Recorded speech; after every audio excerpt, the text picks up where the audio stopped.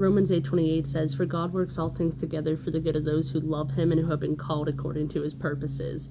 And I used to think when I heard this verse, like, how can God use what I'm currently going through for my good? And I never understood that. I'd be facing the death of a loved one, or heartbreak, or the ending of relationships, just pain and sorrow and loss. And these trials and these circumstances, I was like, how can this be used for good, God? I don't see where you're getting good out of all this bad. And so I've learned in this, when you face these circumstances, these painful times, these hard times, you have two choices. You run to God or you run away from God. That's it. Some people I've seen run away from God, and it's a really sad situation.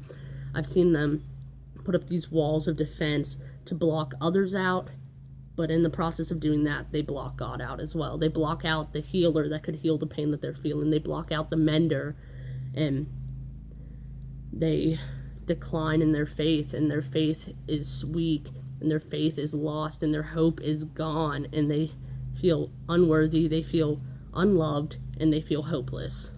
And it's a really sad situation, like I said.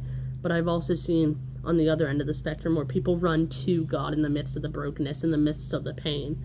And I've seen them come out the other side stronger.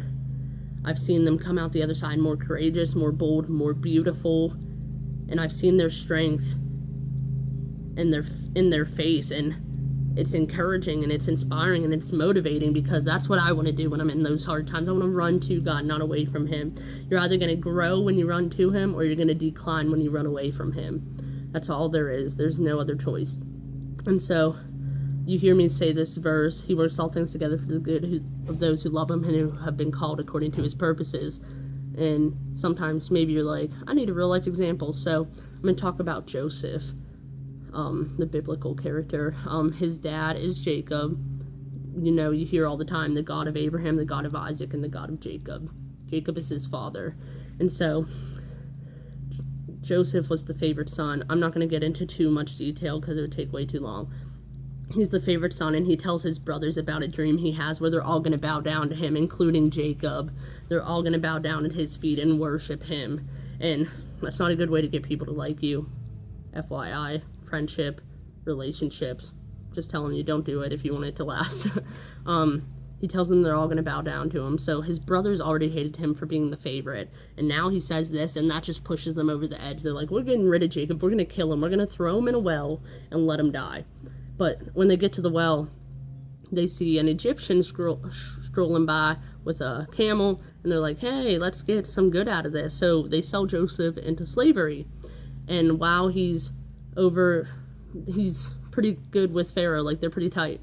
But then Pharaoh's wife tries to sleep with Joseph, and Joseph declines, and she lies and says that he raped her, and so he's thrown into prison for that, even though she was lying. So let's see what's happened.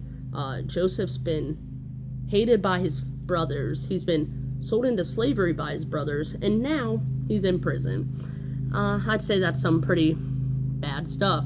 And so he's in there with a couple of Pharaoh's workers, and he interprets their dreams, and he's like, hey, when you guys go see Pharaoh, remind him of me and tell him that I helped you guys. And they're like, yeah, sure, we'll tell him. Years later, they never told. And so it's a couple years later, and Pharaoh has this dream, and he's like, I need someone to interpret it, and no one could interpret it.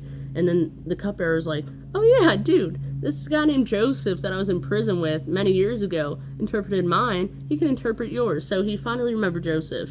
And Joseph gets out and he interprets Pharaoh's dream about 7 years of plenty and 7 years of famine.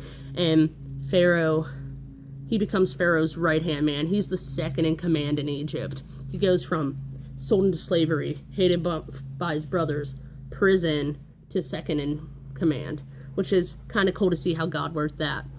And so it ends up his brothers do come. They don't know it's him, but they're at his feet begging, and it's his dream.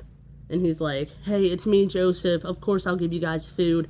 I love you guys still. And they're like, we're so sorry we did this to you. And Joseph says in Genesis 50:20, you intended for evil, or you intended to harm me, other translations say, but God intended it for good. It was to accomplish what is now happening, the saving of many lives. And so we see that Joseph could have been the ones that declined in his faith. He could have ran from God. But instead, in the midst of all that, Joseph ran to God. He worshiped God. He praised God in the midst of unbearable hardship. And he came out and he says, what you intended for evil, God intended for good. And so through Joseph's story, and there's many more in the Bible, if you just get into it and read into it, that it's true that God does work all things together for the good of those who love him and who have been called according to his purposes. Just so you know, God is faithful, and what he says will come to pass. He's a faithful God. He's good, so he works all things together for our good because we love him and we are called for his purposes. So whatever you're facing right now, know that God can redeem it for good. Whatever evil the enemy is using against you, God can redeem for his good and for his purpose in your life.